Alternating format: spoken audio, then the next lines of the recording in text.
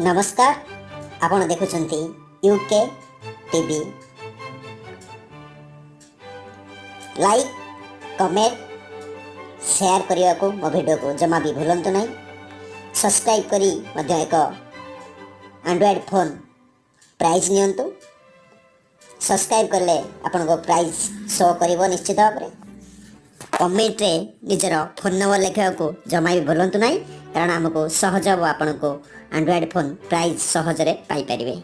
चलन दर्शक बंधु एथर जानिबा कहार प्रकृति कौन।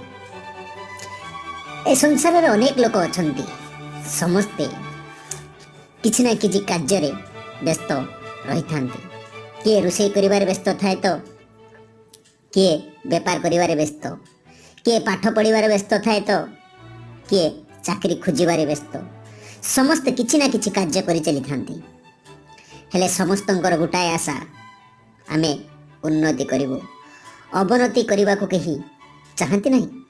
हेले ए संसार रे एमिति किछि मनुष्य अछंती जे कि निजर उन्नति केबे भाबंती नहीं, आउ अन्यर उन्नति को मध्य केबे सही पारंती नहीं। आउ सही प्रकृतिर लोक माने अन्यर उन्नति रे अनेक बाधा विघ्न सृष्टि करि थांती। चलंती दर्शक बंधु जानिबा आपणकर केउ प्रकृति आपण को उन्नति करि परिबो नाही। दर्शक बंधु मो आउ थरे कहि रखुची, जदि मो चैनल टी सब्सक्राइब करि नांती ताहले तळे देथिबा नाली रंगर सब्सक्राइब बटन टी को चिपी दियंतु। आ एक सुंदर एंड्रॉइड फोन नै जानतु।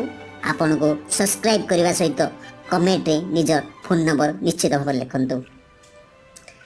चलतु जानिबा केउ प्रकृतिर लोक माने उन्नति करेबा को दियंती नहीं, किंबा निजर भी किछि उन्नति करि पारंती नहीं। एक गप माध्यम रे गोटे गाँव रे स्वामी और स्त्री दी जण साथी रहउतले। स्वामी स्त्री दी जण दिन राति एक करी कपड़ा तैयारी करी स्वामी बाहर गाँ मानकरे बिक्री करुଥିଲେ। दिने से गोटे गाँ को जाइचंती कपड़ा बिक्री करने को। सेठी जड़े ग्राहक आसी पचारे, भाई कपड़ा केते टंका? से कहले कपड़ाटी आज्ञा 40 टंका। हठात से ग्राहक कपड़ाटी को 2 खंड करदेला एवं से पचारा एथर ए कपड़ाटी केते टंका? बेपारी जनक कहला आज्ञा 20 टंका।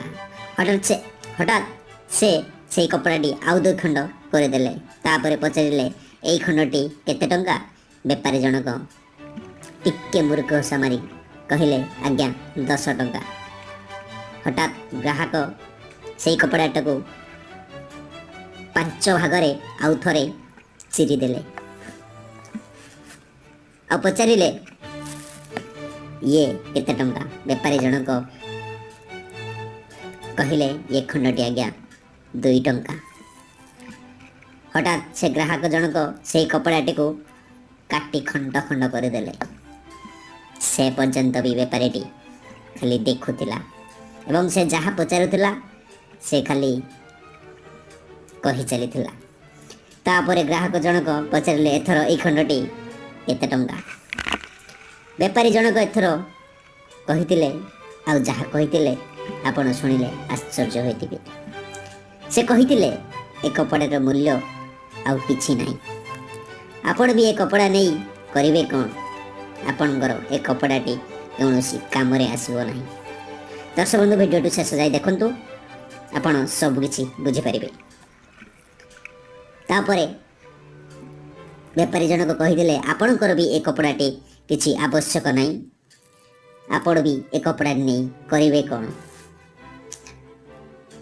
किंबा एक खंडटी आउ कौनसी काम रे आसीबो नाही।